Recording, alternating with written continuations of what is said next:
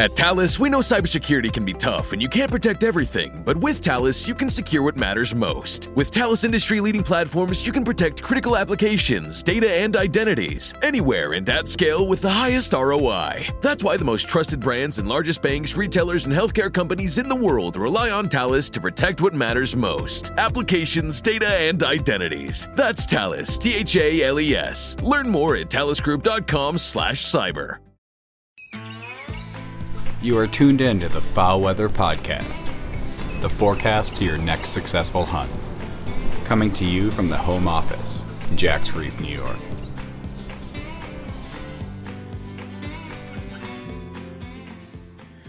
Well, we made it, my friends across duck country. You are here, episode 100. Next week, we will reflect on our nearly 2 full years of producing the only science-based duck migration forecast available. But today, we're going to dig deep into the information available that we use to predict the weather for your coming duck season.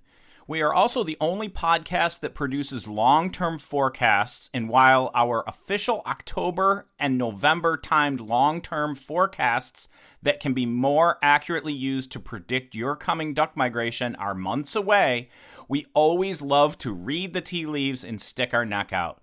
That tropical activity that could produce hurricanes is ramping up, some notes on fall food plots, finishing off moist soil properly, and as always, some tidbits from the farm in Jack's Reef. All today on the FowlWeather Podcast. We thank our every week listeners. You know who you are. Those that never miss a single migration forecast episode each Monday morning.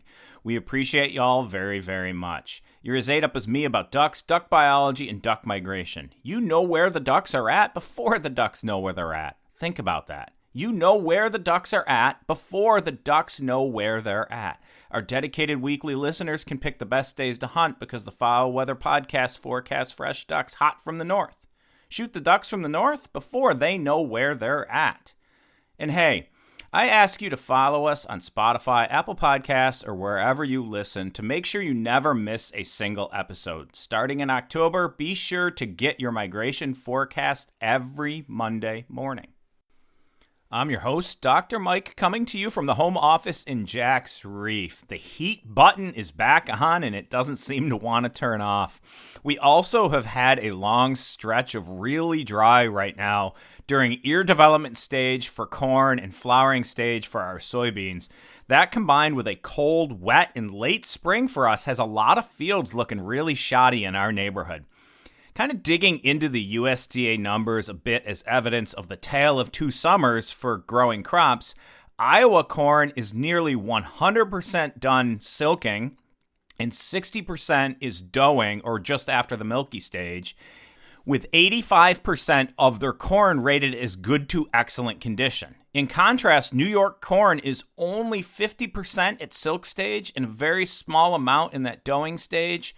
Also, only 60% of our corn is rated as good to excellent condition, and one of the worst years in about 5 years for us for growing conditions for corn. So good conditions for an early harvest in Iowa, but a lot of our corn is going to be standing well into the fall at this point in the upper portions of the Atlantic Flyway. Lots of folks don't know, but corn in our part of the world that isn't taken early as silage, which just cuts and grinds the entire plant as animal feed and leaves essentially 0 kernels in the field for waterfowl. If it isn't taken as silage, a lot of our corn will stand well into November in some years, with timing like this key for hungry ducks and geese that hit those fields days after they're cut. So unlike places like Mississippi where 80% of their corn is harvested by the end of August, our corn doesn't sprout or rot as readily. The fields also aren't turned into a moonscape right after harvest. Some are, but many are left alone until spring with all the waste corn and corn litter on top of the ground. Some are overseeded with cover crops, but the point is that a lot of corn can end up on the ground for hungry waterfowl at just the right time when they're migrating through our part of the world. So lots of geese, black ducks, pintails, and mallards will get stopped by those harvests that fit right in with the timing because those harvests are relatively late. That compounded with a warm fall can hold these birds up pretty darn long. So the timing of harvest and the amount of corn and other crops that hit the ground can be a factor in duck migration as well. I know it sucks for the farmer, but I'm always a fan of the messy fields like this year because it tends to create more waste grain at harvest and it creates weedy spots in fields. Right, I know, that's bad for the farmer. But remember that a lot of waste grains in fields nowadays start at below giving up density, or the density where it is even profitable for a duck to feed because combine harvester efficiency is so high. Long gone are the days when waste grain was abundant in fields. Also remember, these weedy spots in fields are just moist soil conditions that ducks will exploit. Puddles in fields in the fall and winter are the type of thing that makes a farmer put in drain tile, but they also produce an abundance of food for ducks. These are puddles filled with barnyard grass, pigweed, smartweed, and panic grass, all sweet ingredients in the duck soup you would want in your moist soil unit. I've shot a lot of ducks in cornfields in wet puddles covered with edges of browning down moist soil plants, seeds just floating on the edges in dense mats. These are great places for ducks, but they are disappearing at an alarming rate along migration corridors given the increase in drain tile. Not blaming the farmer, just stating the facts. This just means that ducks have less options and bigger spaces between places to get the groceries. So this brings me to moist soil management right now, August 2025. First, I want you to remember that moist soil wetlands can contain upwards of 2,000 kilograms per hectare of seeds and tubers in really well-managed stands, whereas many harvested cornfields are well below 100 kilograms per hectare just after harvest, and they get fed out really quickly. Moist soil wetlands are also more nutritionally complete places for ducks to feed. Not getting into too much here because we're going to cover it in the corn episode Redux coming later this fall. Second, I got several messages from listeners about what to do with my robust stand of barnyard grass and other great moist soil plants that I grew the last couple weeks. This really depends where you are at. In the south, and if you got the water off early and you are drying up, you might be getting close to the brown down stage right now with seeds starting to fall from the heads of plants. But remember, you are months away before ducks show up, so manipulating that moist soil at all right now is probably not in your best interest. If you mow or crimp openings now, the seed has the chance to start to rot. So I'd leave those heads high and dry for some time until you have plans for teal season. For that, I'm a big fan for teal season of making what I call straw-filled mud, because that's what it ends up looking like. It ends up looking like straw sticking through mud. If you are okay with sacrificing some of your moist soil, I disc in lower portions of your field that will easily flood. Areas right next to borrow ditches are perfect for this. Blue wings especially like a winding strip of open water with gradually flooded mud right next to it. And you don't need much of it, maybe 30 to 50 yards of mud at most, with a 20-yard wide strip of open water if you can get it. Then later in the fall, before you are going to put water on, mow or crimp down about 50% of your moist soil in a winding pattern with openings. Remember that from above to a duck, it should look like a natural marsh with lots of windy edges, not squares. Now, as we go north to mid-latitudes, all this changes a bit as the growing season is getting shorter and likelihood of brown down later is greater. Your ducks are going to show up earlier in the fall and your plants are going to brown down later.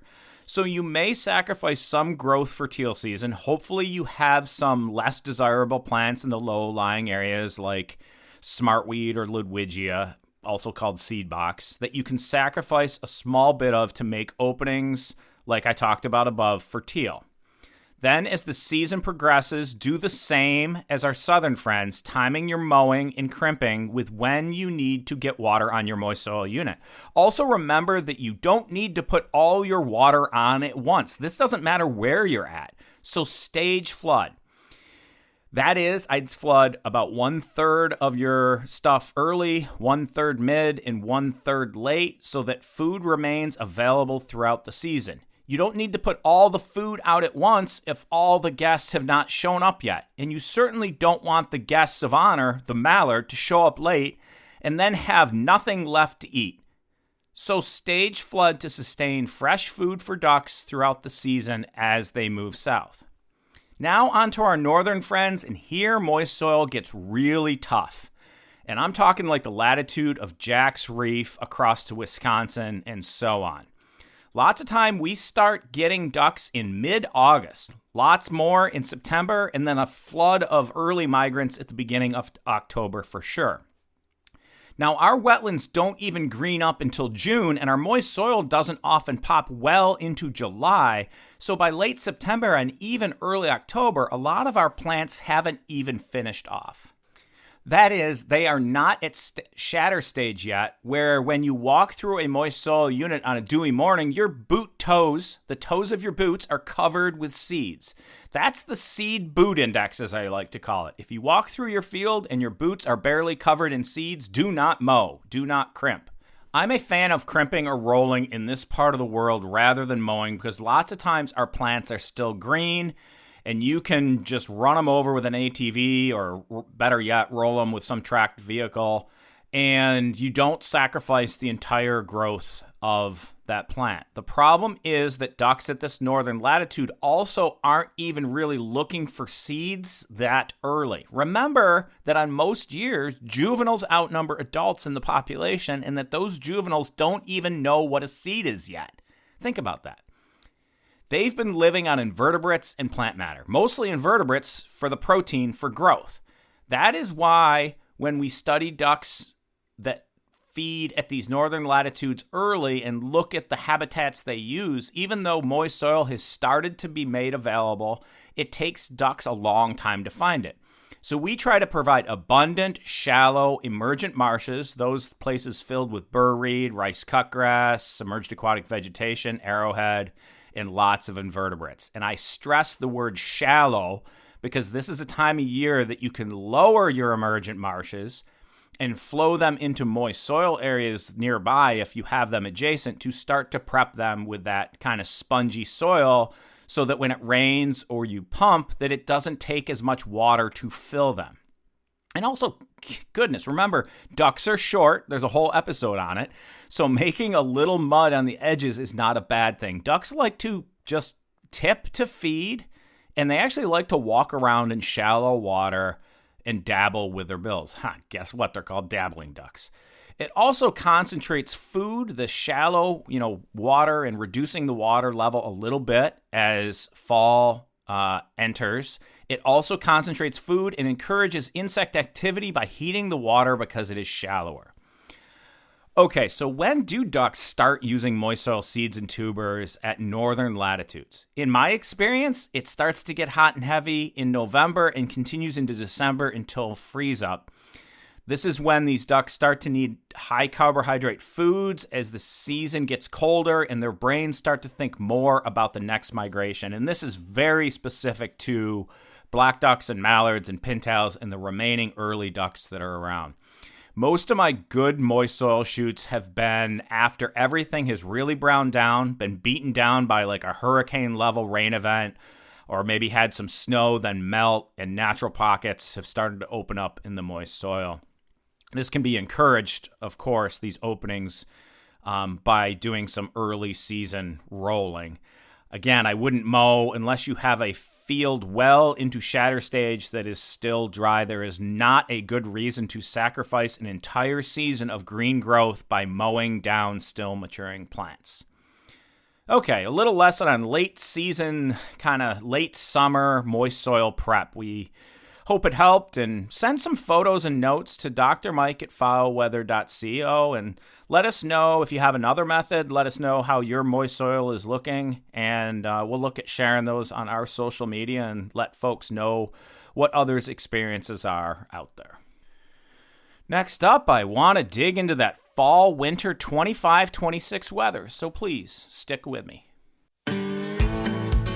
Beckman Game Calls has it dialed in. If you want a duck call that is adjustable to your air pressure and sounds like a duck, this is it. I've blown a ton of different calls in my life, but this one is the real deal. Look, we don't endorse just anything. We are only going to put forward a call that works. The Edison by Chris Beckman of Beckman Game Calls. Yeah, this beauty sounds like a duck. I only know of one published research paper focused on what makes a duck call sound like a duck. Go look me up, and you will see that colleagues and I have the only paper published in scientific literature about what makes a duck call sound like a duck. For sure, Chris Beckman did his homework, and this call sounds like a duck. This guy knows how to make a duck call, period. But don't just take my word for it. Here's the proof. First, a hen recording, and then the Edison in the big woods of Arkansas.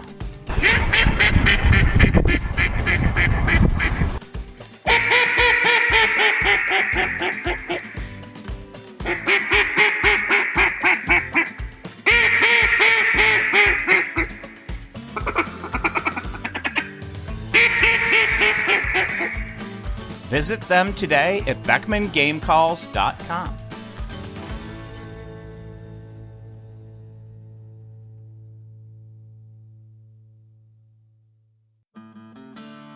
How many days have you had empty skies over the duck blind? Your property can be more with wildlife strategies. It is no secret that hiring a consultant, an expert in managing water, woods, and fields, an expert in duck food, an expert in hunting pressure management, hiring a consultant yields better habitat for the critters you chase. Less empty skies, more quality days of field, more smiles for miles with family and friends. If that's your game and goal, contact Ryan Delaney at ryan@farmlg.com for a site visit.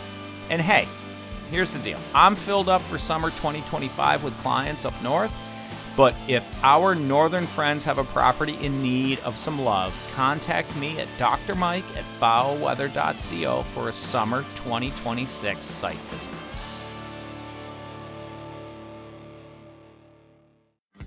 The Farmland Group is your one-stop shop for real estate brokerage, consulting, management, lending, and appraisal across Arkansas, Mississippi, Missouri, Louisiana, Georgia, Tennessee, and growing. Contact them today at farmlg.com. Hey, I'm telling you, do not hesitate because these folks are busy buying, selling, and providing consulting and management strategies that build value into your portfolio and your land. So get in the queue today. Get on their radar. Get on their books. Man, y'all won't be disappointed. Contact the Farmland Group today at farmlg.com. That's farmlg.com. And remember that we aren't just working on wetland management strategies for folks in our northern tier states, but if you have deer hunters in your club or on your property, we can add on services to make your property shine. If 25% of deer hunters are planting food plots, I'd bet 90% of them are getting it wrong. And many of them are in northern tier states using a pre-mixed food plot mix from the local store that's made for a Tennessee climate, and they ain't getting it done here in the North Country for feeding deer. Sure, you can just throw seed at the ground before a rain in the right month, or you can get a real prescription to match your soil type, sunlight options, and climate that feeds deer 365 days per year.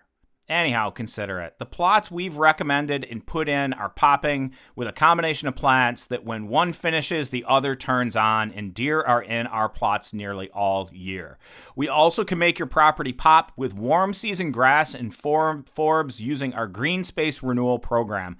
If you have a few acres that you no longer want to mow, but don't know what to do with it, making it low maintenance while also adding wildlife habitat value, we can get that done with a pleasing to look at stand of warm season grasses and flowers for the birds and the bees. Maybe you want places for pheasants, rabbits, and quail to hide and deer to bed and fawn. We got you covered. We are now taking reservations for wetland and food plot management strategies and our green space renewal program for summer 2026 next year, so get in the queue, folks. I know it sounds like a long ways off, but we are already on to another busy summer next year that we have planned out as this one finishes up. All right, sorry for the shameless plug, but just tired of seeing folks' food plots play second fiddle and not get the attention they deserve and draw in the deer that people want. On to what y'all are here for, though, the Weather Prediction Report. First, a little on how we make predictions this far out and how we make our standard short and long-term predictions that come out in early October and early November, respectively. A large-scale predictor that we use is the ONI, or Oceanic Niño Index, because it does one of the better jobs of predicting regional weather for winter in North America. The ONI uses the sea surface temperatures in the equatorial Pacific to help predict winter weather in North America. Most folks are familiar with nowadays the El Nino kind of events and such, but those El Nino and La Nina effects are greatly modified by other players as well that we will get to in a second here. First, though, how does the ONI work? It is that the temperatures can either be warmer than normal or colder than normal on those sea surface temperatures, or basically normal.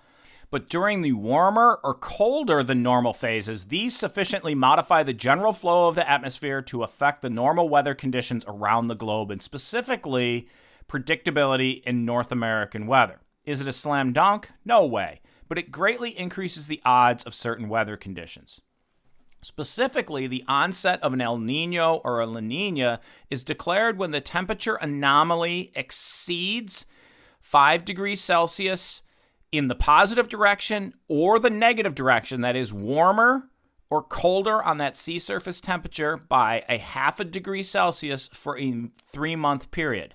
But to be a fully fledged El Nino or La Nina event, these conditions must be met for 5 consecutive 3-month periods. Since the 3-month period of April, May, June of 2024, we have been in an ONI neutral condition setting, except for December to February last year, when we got to negative 0.6 degrees Celsius. So it was a La Nina condition, but it was not a fully fledged La Nina event, right? So this was just for a single 3-month period, December, January, February.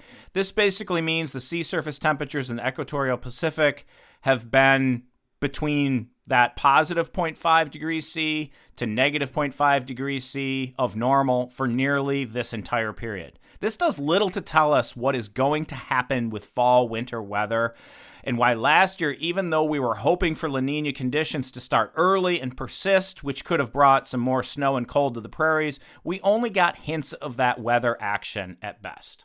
Now, I know the maps of what an El Nino and La Nina looks like are all over the internet, so you can go look them up yourself too, but in a La Nina event, what I think many of us look for is that colder in the prairies that we want that helps get the frost seal and can come with snow, but it is the snow that is not guaranteed. So anyhow, we often ask for a La Nina as duck hunters, but what people don't tend to see in the Midwest, Great Lakes region, is that under a La Nina, it tends to be wetter than normal, which can hold up ducks when it produces quality wet conditions without a freeze. Also, the South tends to be drier and warmer, which ain't good either. So I'm not 100% all in the praying for a La Nina. Under El Nino, we actually tend to get colder and wetter than normal in the South, but it stays warm up north. So those are kind of like 2 years ago. Remember the duck migration that never happened, and everybody was asking, where are all the ducks? And all the conspiracy theories started flying out of Arkansas and beyond. Yeah, that was an El Nino event, and it persisted throughout fall and winter and resulted in temperatures in Mississippi and Minnesota being about the same for long stretches. So where were the ducks? Wherever they wanted to be, because it wasn't a weather-driven year for duck migration to a large extent. Now, as noted, these are general patterns that get modified. So we watch the Arctic Oscillation Index as well, which is the difference between the atmospheric pressure at the North Pole and the equatorial Atlantic Ocean. What we find is that when it is in a negative phase during an El Nino or a La Nina event, that our Weather Severity Index, or WSI, that predicts duck migration is greater, or there is a greater likelihood of ducks migrating south. When it is positive, it is the opposite. But some of our harshest winters or high WSI years, or greatest likelihood of duck migration, came during ONI neutral years, right? But the Arctic Oscillation during that time does not do a good job of predicting the WSI either in those neutral years. So what do we look at during an Oni neutral year. We actually look to this one, I guess I'd say, in all years, and it's the Snow Advance Index produced by Dr. Judah Cohen, who's a climatologist with MIT and of the Giannis Research Group. I co-authored a paper with Judah on how the Arctic Oscillation Index and Snow Advance Index predict the WSI, and we found that in 27 of 36 years, or 75% of the time, the Snow Advance Index correctly predicted a WSI that was greater or less than normal, or good and bad duck migration years. The good news is that the Snow Advance Index is produced by early November. You can kind of make predictions about it throughout October. So for our southern folks, it does well at predicting weather conditions for duck migration well in advance, or at least in advance of season.